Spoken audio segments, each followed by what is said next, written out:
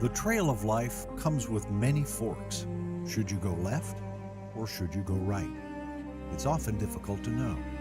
Some trails lead to places you don't want to go. Other paths are too dangerous and not worth the risk. Still others fail to deliver on what they promise. Just how do you know? But then another hiker arrives. He's walked these trails before. Sometimes he simply points in the right direction, but other times he says, "Here, come walk with me." Will you choose the way of the wise?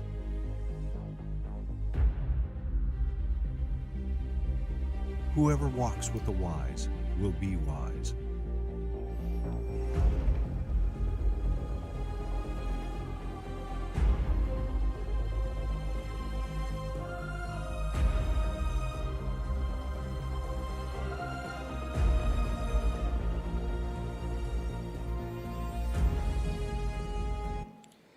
So back in the late 1980s, which is getting back quite a ways now, there was a guy by the name of H. Jackson Brown. I have no idea who he was, but he was sending his kid off to college. And he kind of felt like all of us who've sent kids off to college feel, kind of those mixed emotions. Like you're really excited for them to take this next step of life. And at the same time, you're like, you're going to miss them. And you're really hoping that they do well. And you're worried about them. And you kind of go back and forth. And he was feeling those emotions. And so he decided to sit down on a Saturday morning and just write out a few thoughts for his son that could be like words of advice for him to follow as he went off to college. And what he intended to be just like a little 2-hour exercise on a notepad on a Saturday morning ended up becoming a several-day thing as he kept just having one idea after the next and one idea after the next of these words of advice that he wanted to give his son as he was going off to a college and actually going on into adulthood. And he gave that not just a little notepad to his son, he actually gave him a binder with 511 different words of advice for his son. Well, his son loved it, and it kind of got passed around and eventually went to a publisher, and they actually put out this book written by this H. Jackson Brown called Life's Little Instruction Book. And I picked it up years ago, but it just has all kinds of different little nuggets in it that are things that you should do if you want to live your life well. For instance, this was advice number 166, avoid negative people. It's pretty good advice. Another one says, resist telling people how something should be done. Instead, tell them what needs to be done, and they'll often surprise you with creative solutions. Another one was this, and this is a great one to say to a kid going off to college, be neat. That's it, be neat. And then I thought this was a good one. Never give up on what you really want to do. The person with dreams is more powerful than the one with all the facts. And then I thought this one was good on the last page here, number 172. It says, be suspicious of all politicians. So life hasn't changed that much in the last 30 years, I guess. But I mentioned that this morning because this guy came up with 511 things of what he would advise his son with, advice that he would give. But I want to challenge you this morning to come up with not 511, but to just come up with 3. So let's just pretend for a minute that you are going to send your kid off to college. And some of you, that means putting it in reverse and playing it back. Some of you, that means the fast forward. And for those of you it means fast forward, it's coming way quicker than you think. And some of you are actually living in that moment right now where you're sending a kid off to school, or will be in the next year or so. Here's my question for you. What are the 3 pieces of advice that you would give to your child? You don't get 511, you just get 3. What are the 3 things that you would tell them? So take a minute to think about that this morning.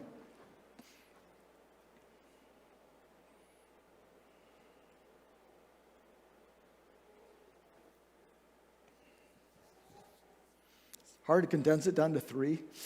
511 sounds way more doable, doesn't it? Well, I want you to think about that this morning because we're going to look at something in Proverbs chapter 31 where it's a parent condensing down advice to a child into three simple things, and we're going to look at those in just a minute. That's in Proverbs chapter 31, if you want to turn there on your device, or if you want to turn there with your Bible. But as you're turning there, let me just go back and review a little bit where we've been the last couple of weeks. We've been talking about this idea of wisdom, but wisdom's a little bit nebulous, isn't it? It's kind of like an abstract concept. It's hard to get kind of a concrete grip on it. But we said back a couple weeks ago that wisdom is the ability to look down the road to identify probable or possible outcomes and to act accordingly. And we used the story of David and Abigail, who Abigail said, hey, wait, look down the road there, David. See where this is taking you? Are you sure you want to go there? And he's like, nope. And he was on the way of the wise, willing to listen to Abigail, turns around and goes the other direction. Last week we talked about Solomon in the story with the mothers and the babies, but we said this, that wisdom is the ability to sort out options and to make good choices. And there's so much information coming at us in life sometimes. We need the wisdom to separate it all out, to test the truth, and to know what's really going to be helpful to us. Well, we're going to give a different face to wisdom this week, and we're going to say it's this simply: wisdom is the ability to live well. Wisdom is the ability to live well. And that's in every area of life: how you handle your money, how you handle your relationships, how you carry yourself, how you steward your resources, how you face temptation, how you live out your faith.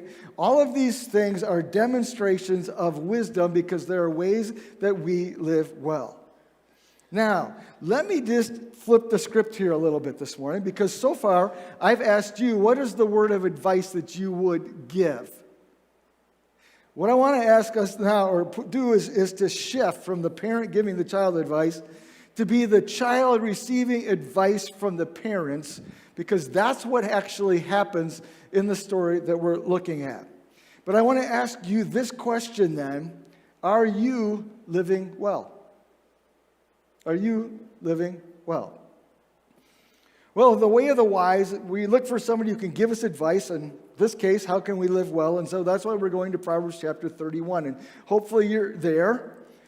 The book of Proverbs was written mostly by Solomon, but not completely. Solomon actually wrote the first 24 chapters, and I'm glad that he did, because the wisest man who ever lived, we have this compilation of all of his wisdom. It's put into these Proverbs, this portable truth that we can take with us really simply. But he was done at the end of chapter 24. About 200 years later, King Hezekiah came along, and there were more of these Proverbs of Solomon that were existing out there, and he collected them and he added them. So chapters 25, 6, 7, 8, and 29, those 5 chapters are all Proverbs of Solomon, but he didn't put them in the book. Hezekiah put them in there 200 years later. And then you get to chapter 30, and now we have a new voice. So up till now, it's all been Solomon. We have a new voice, and it's a guy by the name of Agur. And he writes to his friends Ithiel and Ucal. And we have no idea who Agur, Ithiel, and Ucal are. It's just there, and it's included in this book. And then we get to chapter 31, and we have another new author. And this is the author is Lemuel, but Lemuel is actually sharing what his mother told him. So he's passing on this advice that he's been given. Now, again, we don't really know for sure who Lemuel is, but there is speculation here. And it's assumed that Lemuel is actually King Solomon, and that this may have been a name, Lemuel, that his mother called him. Instead of Solomon, she called him Lemuel, like a middle name or a nickname. And that name actually has meaning. That means from God. And if that's the case, and we're going to assume that it is this morning, if that's the case, that means that this is Bathsheba and what she actually told to Solomon. So the rest of the book of Proverbs, Solomon has been telling his son, here's ways that you can live well. And we get to the very last chapter, and we flip that script, and here we have the parent telling him how he could live well. And what she does here is what I just asked you to do. She gives 3 things of advice. So Solomon's, got this whole book full of stuff on here's how to live well. And Lemuel's mother says, I'm just going to reduce this down to 3. And we're going to go with that. Now let me just mention a couple things before we dive into this. First of all, note the role of the mother in this story. And if you're a mom, you have incredible opportunity for impact and for influence. And in the home that I grew up in, I grew up in a great home, mom and dad. My dad was a pastor. My dad was a good man. I learned a lot of things from my dad. But to be completely honest, I think I got more from my mom. And I was influenced more by my mom. She never stood up and gave a speech or anything else like that. But she just lived her faith and loved her kids and was as real as could be. And I just point that out to everybody who's a mom here. You have an incredible opportunity. And I think also we see from this just the incredible wisdom that women have. In fact, if you look in the book of wisdom, or not the book of, well, it's called that, but the book of Proverbs, wisdom is often personified, but it's always personified as a woman. And I just think that's interesting to note. And for all of you women, how much you bring to the table.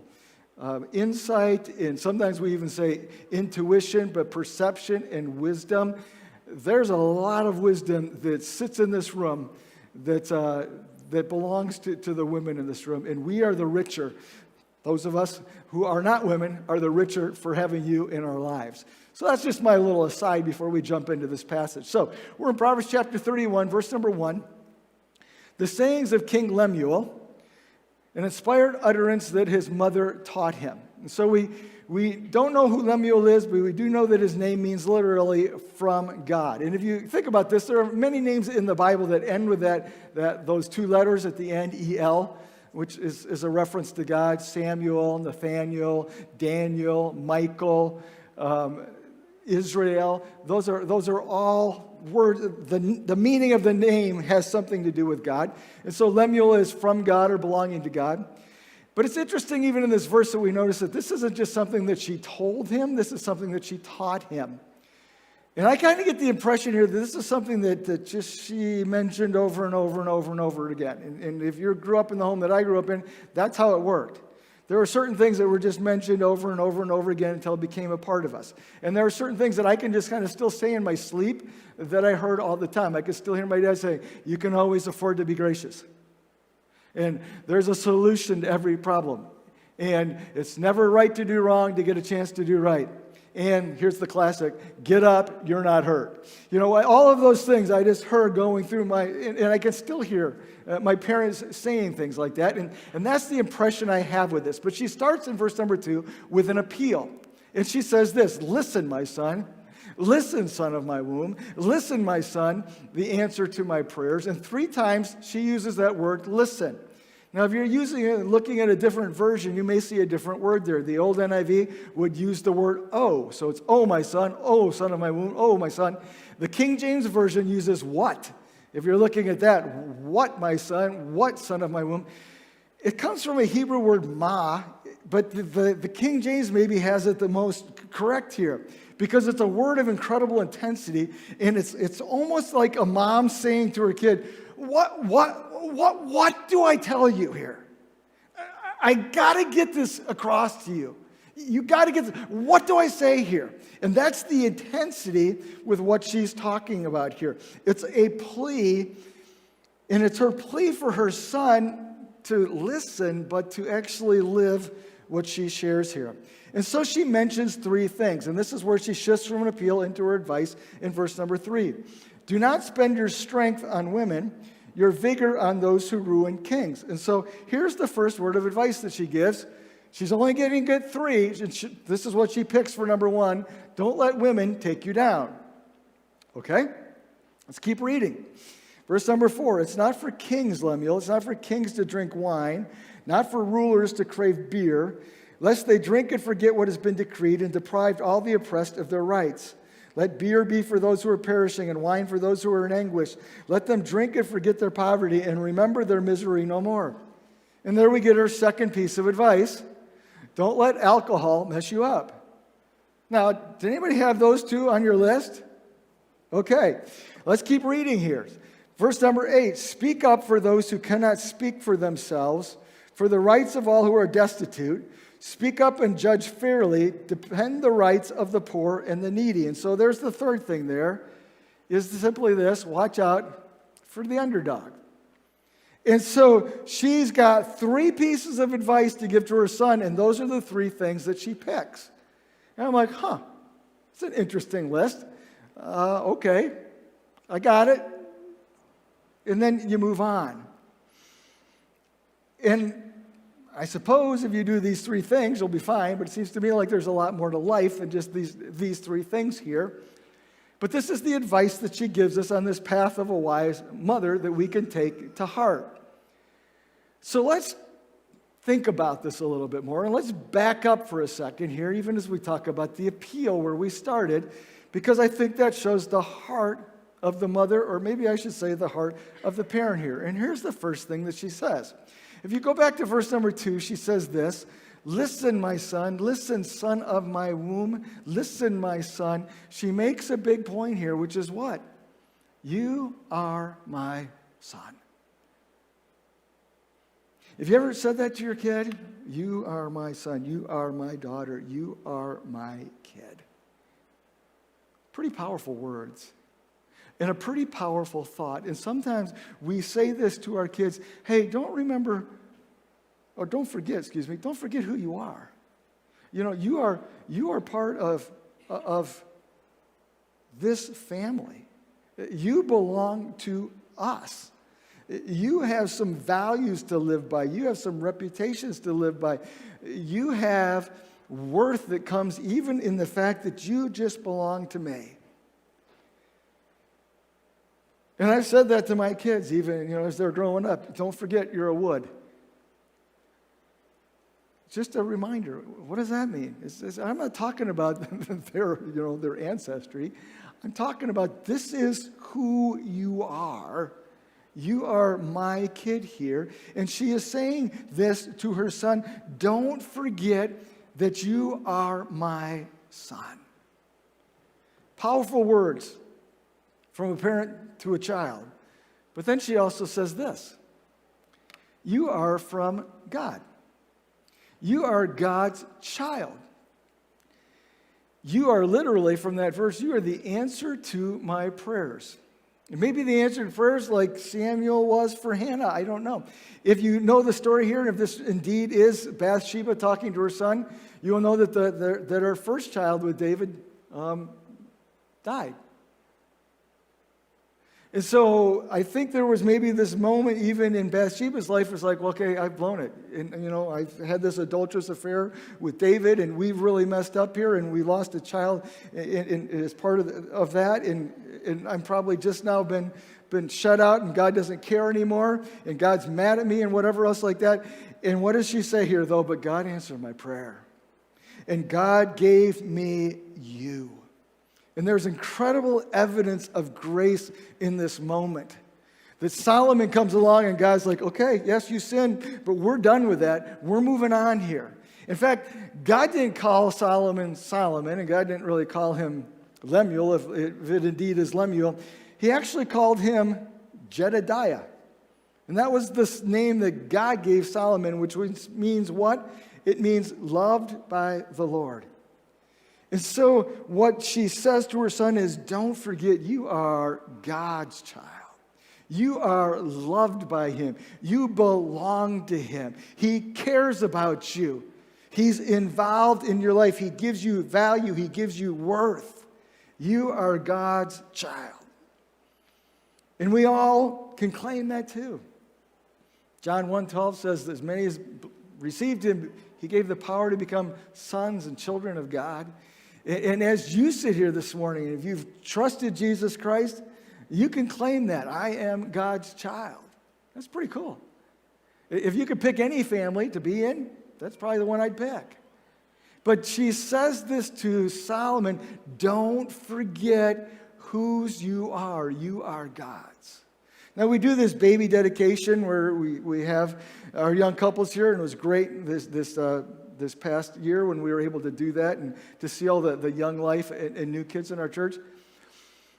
And we stand here and we make that commitment to say this child belongs to God. But here's the problem. None of your kids remember that. So you need to remind them. Your kids need to be reminded of the fact that they're God's. They're God's more than they're yours. And that God loves them dearly and desperately, and that God brought them into this world, and God brought them into this world with a plan and a purpose, and that God has got them, and they have his full attention. And our kids need to hear that. You are God's child. And that's what she says to Lemuel here. And then she says something else. And it's in verse number 3. It says, do not spend your strength on women or your vigor on those who ruin kings. It's not for kings, Lemuel. It's not for kings to drink wine. She says this, you are the king. Don't forget that you are the king. There are people who are looking up to you. There are people who are depending on you. There are people who are admiring you. There are people who are looking to you to see how they're supposed to act. And they're looking to see how you act, to see how it's going to go in the kingdom here. You are the king. And you have a higher standard to live by. And I think we need to be reminded of that. We can remind our kids of that, is the fact that we are kings in a sense too. And we don't have to be kings to live. When I say that, we're kings in that we're called to live by a higher standard. We don't live like everybody else. I hope we don't. And that's partly as Christians, that's just, we have choices in life where we can make, that we can take good paths and good decisions and where we can live better. And that's what she's calling Lemuel to us. Hey, live by a higher standard. You're a king. Act like it. Have high expectations for yourself. Live up to who you are. And so she has this advice, but this advice is couched in these simple facts. You're my son. You're God's child, and you are the king. And the point is simply this. You can't live well if you don't understand who you are. And for all of us, I think it's a good challenge to us this morning to stop back and say, okay, who am I? Because when I realize who I am, it starts to affect the choices that I make. And it also affects the person that I become. And as we looked at the 3 pieces of advice that she gave to her son, I think we read them as, well, do this, or don't do this, and do this. When I really think the point here is be this, and be this. It's not just a do or don't. It's an actual thing. Here's the person that you need to become. So here's who you are. And here's who you can become. And if we could embrace these concepts then, that would affect how we live. And so she moves into her advice. Let's look at them again. But let's break it down a little bit more and see if there's maybe more to it than what we saw to start with. The first one was, don't let a woman take you down. But what is he saying on a broad picture here? Don't be inappropriately influenced by other people. We've used Proverbs 13:20 as our theme verse for this series. He who walks with the wise will be wise. But the second part of that verse says what? But a companion of fools will be destroyed. It's a reminder to us that who we associate with has a huge impact on our lives. And it doesn't just have to be an adulterous woman. It can be any person in our lives who steers us away from God. Now, sadly, we see in Solomon's life that he didn't heed this advice. He got involved with a lot of different women, and they took him away from God. But that is the danger, and that's the caution that she's after here, is don't let other people, don't let your associations influence you in inappropriate ways. You could take it even further to say this, and where I think maybe was the case here, is don't be entrapped by sensual and sexual pleasures. And this isn't just to blame the woman in the case here, because there's no man who's ever gone anywhere that he didn't willingly go with another person. But we live in a sex-crazed world, and it's everywhere, and it's on the internet, and it's on the television, and it's in the conversation where you work, and everywhere you're just inundated by all of this stuff. And I think there's a huge caution here to say, hey, do not be driven by those appetites in your life. And I would say that to all of us sitting here this morning. Where are you with that? What's going on in your private world, your secret world that you think nobody knows about? If you're feeding this in inappropriate ways, the sensual, sexual side of life, you're looking for trouble. And you're not going to be the exception to the rule. So it's time to get out of Dodge before you lose what you don't want to lose. I remember doing a funeral for someone who just before the funeral confessed to an affair. It was awful. Because I had a family who was just like, what do we think?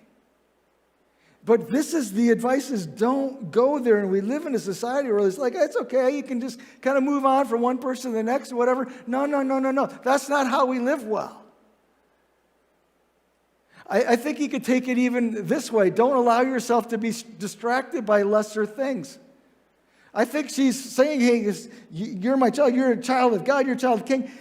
Have these high standards because there are things in life that are more important. And you may have to say no to some things so that you can say yes to some of these things over here. And so if I put this in words that be a little bit different, but I think captures the essence of it, it's simply this. The suspense when my clicker doesn't advance. Can you advance that for me back there? Protect your purity and your character. Or be pure and be honorable. This is pretty good advice to give to our kids. This is pretty good advice to receive ourselves. And what are you doing to protect your purity? What are you doing to protect your character? Because those two things are going to define a lot of your life, and they're going to determine whether you're going to live well or whether you're going to live pure or live poorly. Well, she gave a second instruction there. She said, don't let alcohol mess you up. And let's be clear, the Bible does not forbid the use of alcohol. It does forbid drunkenness, and that's pretty clear. But it does warn us against alcohol's power and its influence. And it reminds us to be careful, and it's not something to play with, and it's not a toy, because this is an old phrase from way back when. It says this, when drink enters, wisdom departs. But there's some truth to that. And so she's talking about moderation here, but I think it may even go a step beyond that.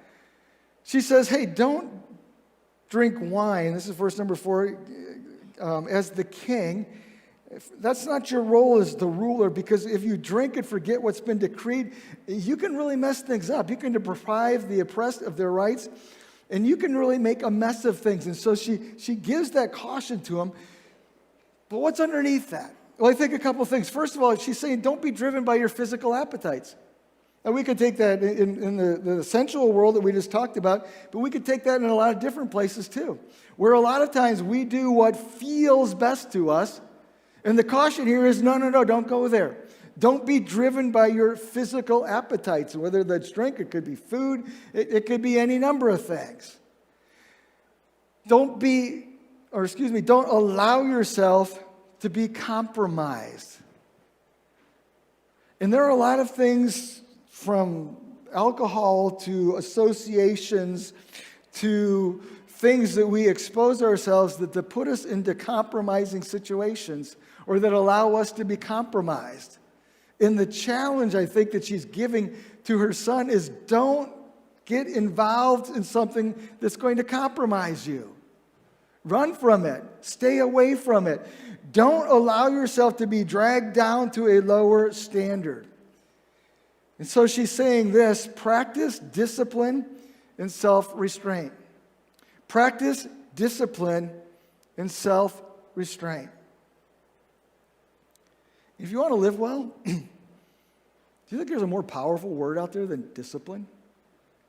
Self-discipline? It's pretty amazing if you look around at the world around us at how undisciplined people actually are. Sometimes scary.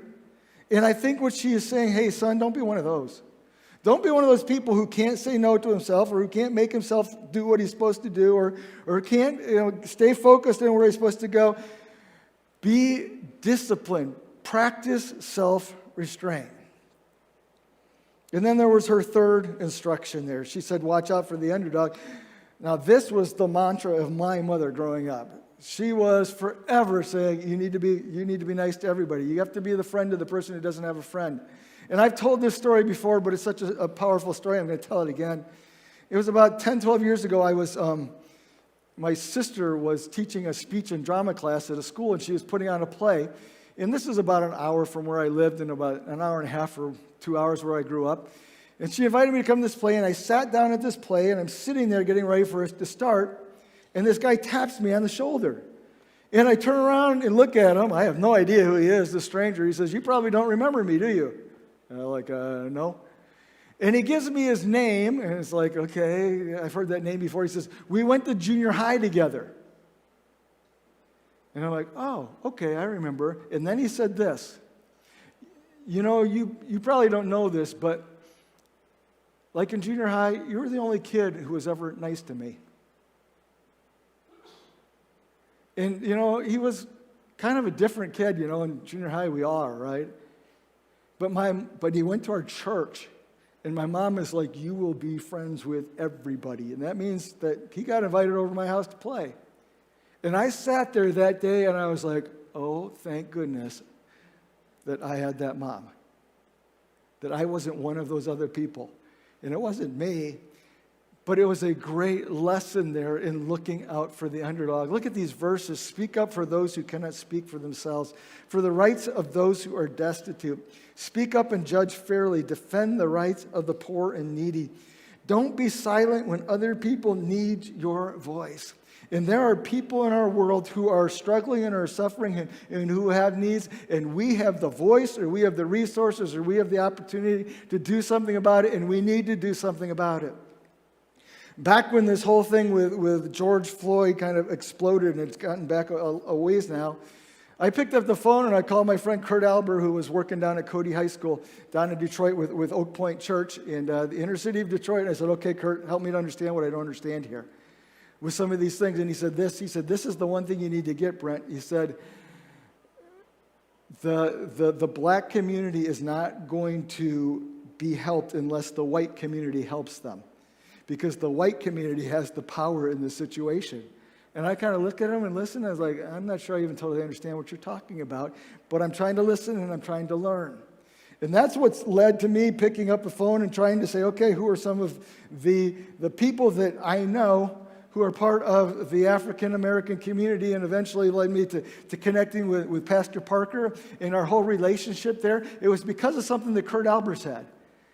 Like, you need to be the one who does something about this. And I don't think we're solving the world's problems, but you know what? In this church, hopefully, we're working on some of the problems, because that's what we're called to do here, is to speak up when others need us to speak up. Don't allow the needy to be taken advantage of. And you know what? There's a lot of people in our world who will gladly take advantage of other people. You watch it, maybe you've experienced it. Maybe you've been taken advantage of. Don't be that person. In fact, be the person who goes in the other direction, who's looking out for the person who's been taken advantage of and trying to do what you can to help them. And I would say this too, don't live your life in transaction mode. We have a tendency to fall into this, that we think there should be like reciprocity in everything. So if I say hi, you say hi back. If I give you $5, and if I need it in 3 weeks, you give me $5 back. But everything, or at least give me a thank you, right? And we do everything that we do because of what we get in return. And what this is a call to is to do what you need to do and forget about what you get in return, because it doesn't matter. Don't live life worried about what you're getting. Live life worried about what you're getting. And it doesn't need to equal out. Just be the giver. Just look for the person around you who is the down and out. It doesn't have to be hard. It could be the person who simply needs a friend. Simply needs somebody to be nice to them. It could be the kid that needs somebody to sit next to them at lunch, or in the lunchroom at break. It could be the neighbor who's living by herself or himself. But it's this challenge to look out for the people around us. And it really comes down to this point, which I think the mother is making here, is simply this: pursue justice and grace. Talked about justice last week. Let's add grace to the equation here. Justice and grace. How can I do what's right? How can I do what is kind and helpful and compassionate for the people around me? And that really leads to the second thing here. You can't live your life well if you don't rule yourself well. And so she comes and says, hey, guess what? You're the king. You're ruling over the whole kingdom here. But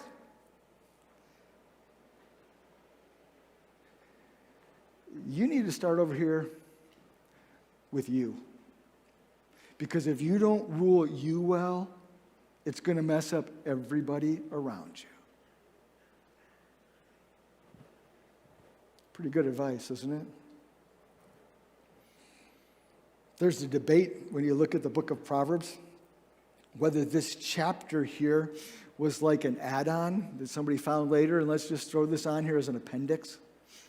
And it goes on here in this chapter 2. It talks about the Proverbs 31 woman that we've seen sometimes. I actually think that it's kind of like intended to be the conclusion. That Solomon has said all of these things, and it's like, no, but you know what? All of these things come out of 3 simple ideas. You practice these things, you live well in these ways, and it will go well with you. So this is the advice that the mother gives him on the way of the wise. Remember whose you are, remember who you are. And the question for all of us this morning is simply this: who are you and who are you becoming? Are you becoming a person of purity? Are you becoming a person of integrity and character? Are you becoming a person of discipline? Are you becoming a person of restraint? Are you becoming a person of justice? Are you becoming a person of grace? The title of this message was Living Well with Lemuel. That's it right there. Purity, character, discipline, restraint, justice, and grace. Let's pray. God, thank you for the wisdom that we get from your word.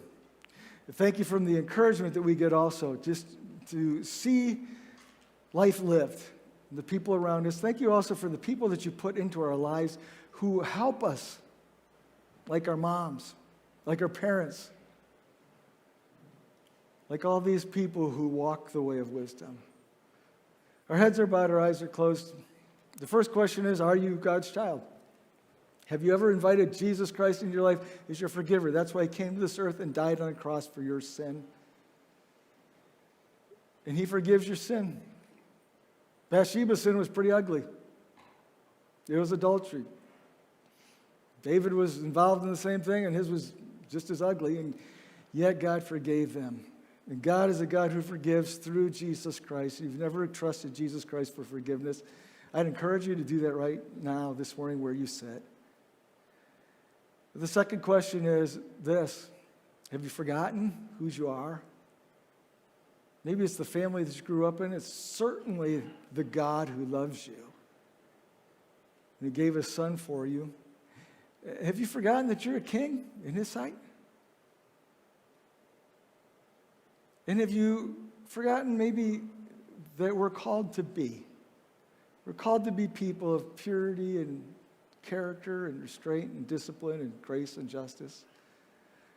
Which of those things do you really need to focus on in your life?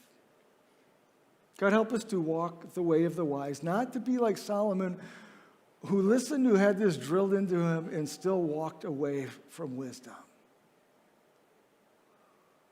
Help us to do better, I pray. In Jesus' name, amen. I'll ask you to stand, and Becca's going to lead us in one last song here before we're dismissed this morning.